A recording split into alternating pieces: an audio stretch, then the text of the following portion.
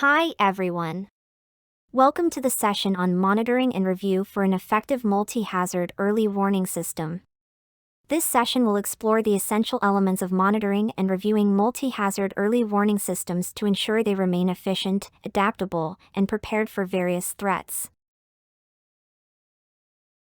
First, we will explore the reasons for MHEWS failure.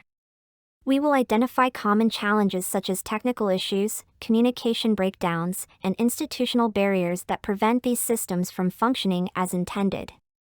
Next, we'll explain methods to assess the performance of MHEWS components. This includes setting up composite indicators to measure how well different parts of the system, such as detection, forecasting, and communication, are performing. We'll discuss how these indicators can provide a clear picture of the system's strengths and weaknesses. Finally, we'll discuss tools and methods for verifying forecasts. It's important to assess the accuracy of forecasts to ensure the warnings are reliable and timely.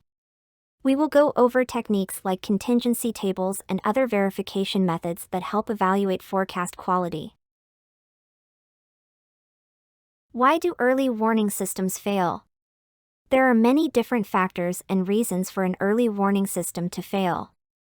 In this session, our discussion will focus on 5 main categories of failures in early warning systems: technical failures, communication breakdowns, social and behavioral challenges, institutional weaknesses, and environmental factors. Understanding these areas will help us improve the resilience of EWS in the face of disasters. When we look at why warnings fail, there are various factors at play. We can evaluate the level of achievement of warning systems across different stages, starting from no action taken to some effort demonstrated. Implementation commenced, satisfactory level, and comprehensive actions taken. These levels help us understand where we stand in terms of response and system readiness. Technical issues are one of the primary reasons for EWS failures. These can include inaccurate or insufficient data, unreliable forecasts, and limited lead time. Sometimes, the monitoring systems themselves may fail due to broken sensors or poor maintenance.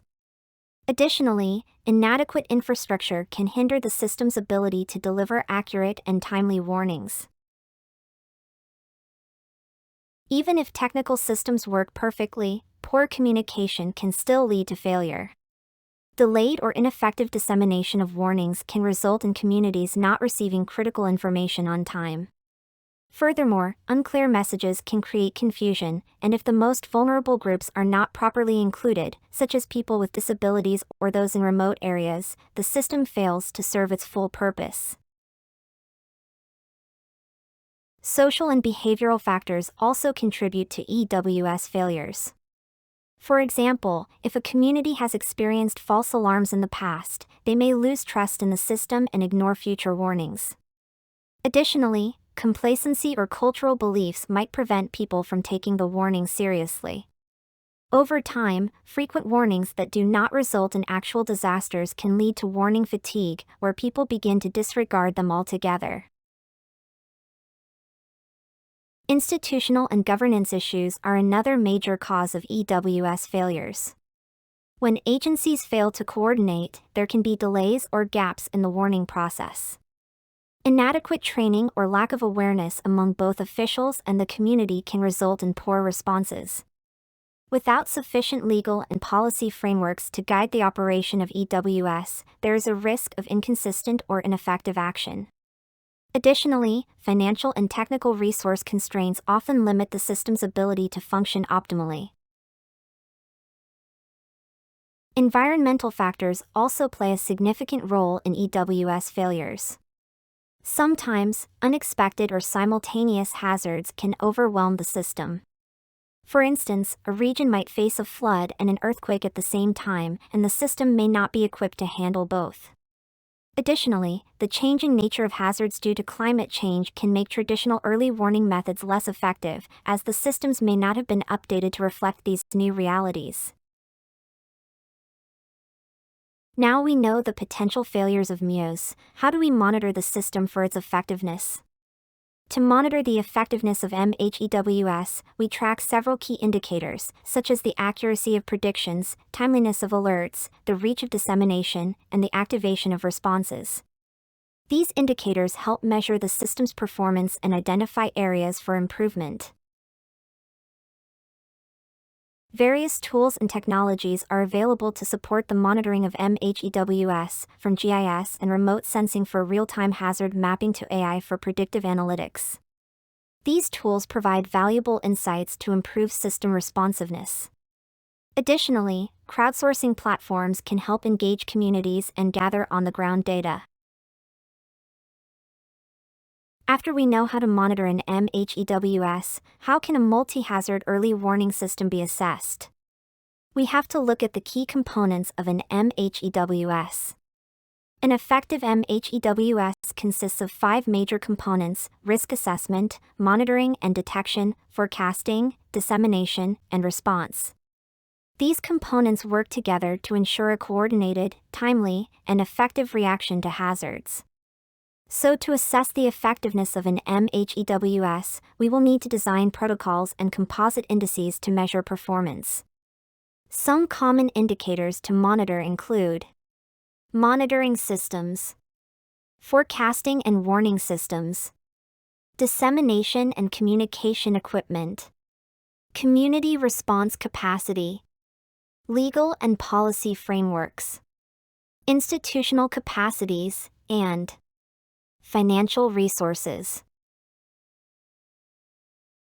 We can use a simple rating protocol to assess the effectiveness of an MHEWS. A simple list of questions with a level of achievement as shown in the table here can be used to assess a multi-hazard early warning system. Using composite indices to assess a multi-hazard early warning system involves selecting key components of the system, such as risk assessment, monitoring, forecasting, dissemination, and response. For each component, relevant performance indicators are identified and standardized to ensure comparability. Indicators are then weighted according to their importance, and an aggregated score, or composite index, is calculated for each component. This allows for a clear understanding of the performance of different aspects of the MHEWS. Once the component indices are generated, they can be further combined into a final composite index that represents the overall performance of the system. This index provides a snapshot of how well the MHEWS is functioning, highlights areas of strength and weakness, and helps track progress over time. The composite index can also be used for benchmarking and guiding targeted improvements to enhance the system's effectiveness in mitigating risks and protecting vulnerable communities. Once the component indices are generated, they can be further combined into a final composite index that represents the system's overall performance. This index provides a snapshot of how well the MHEWS is functioning, highlights areas of strength and weakness, and helps track progress over time. The composite index can also be used for benchmarking and guiding targeted improvements to enhance the system's effectiveness in mitigating risks and protecting vulnerable communities. Here is an example of a composite index. And the final score for this MHEWS is 0.72 by adding up all the weighted scores.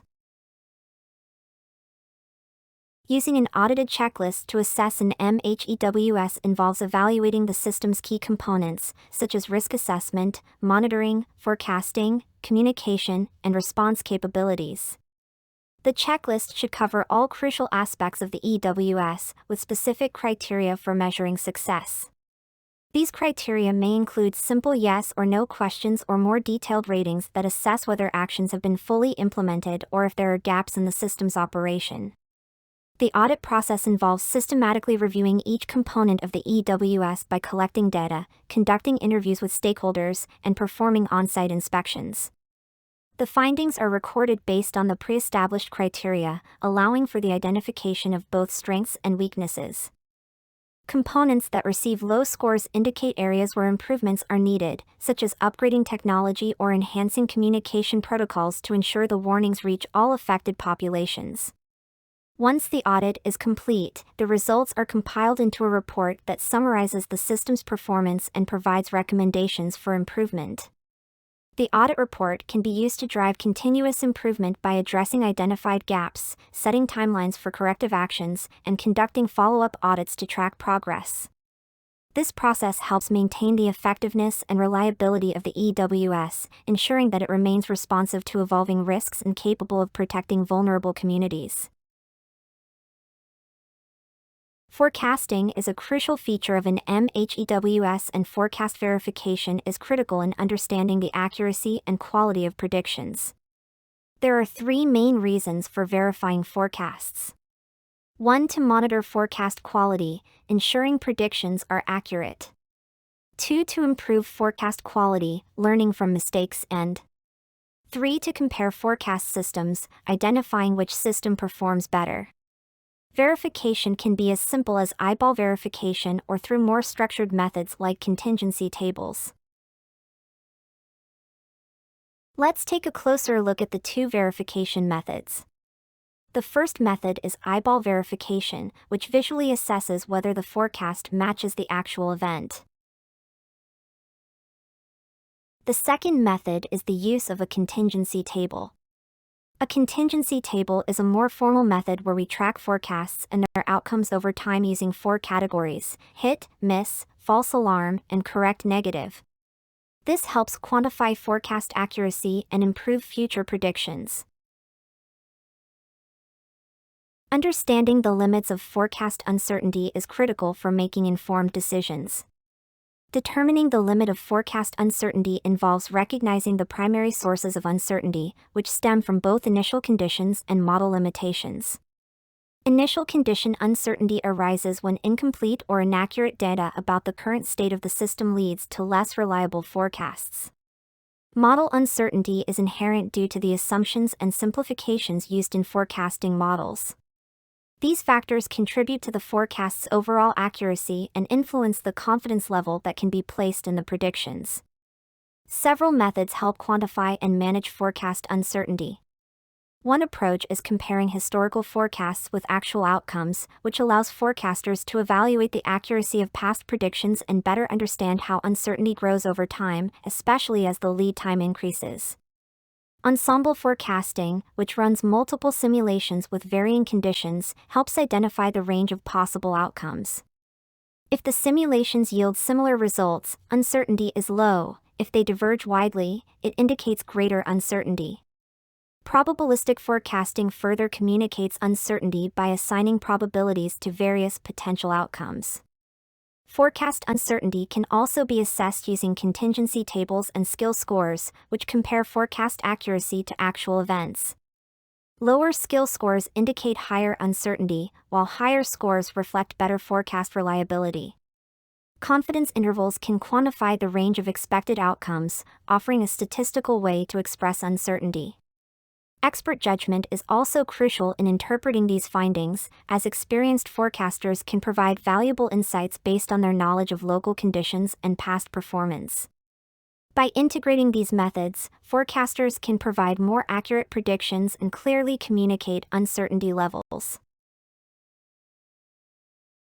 There is generally a trade-off between lead time and forecast skill. As lead time increases, forecast skill tends to decrease because it becomes harder to accurately predict future conditions over longer periods. Shorter lead times usually offer higher forecast accuracy but provide less time for preparation. Conversely, forecasts with long lead times may give more time for response but with a higher degree of uncertainty, making it difficult to make precise decisions. Effective forecasting involves finding an optimal balance between lead time and forecast skill to maximize preparedness while minimizing unnecessary actions based on uncertain predictions. Monitoring this uncertainty can also help us better prepare and refine our systems. Regular review of an MHEWS performance is crucial. Post-event evaluations, simulation drills, and stakeholder feedback all contribute to identifying gaps in the system. The goal is to use this information to improve the system and enhance its readiness continuously. Monitoring and reviewing an MHEWS can be challenging. Data gaps, communication breakdowns, and limited resources can all hinder the system's effectiveness. It's also important to account for human error in forecasting and response. Identifying these challenges helps us build more resilient systems. In summary, an effective multi-hazard early warning system is essential for reducing risks and enhancing resilience across multiple threats. We can ensure the system remains adaptable and ready for any hazard through robust monitoring and continuous review. While challenges exist, adopting best practices can help us overcome them and build stronger, more reliable systems. With that, we have finished the module. When you are ready, please move on to the quiz section to complete Module 2. Thank you very much for your attention.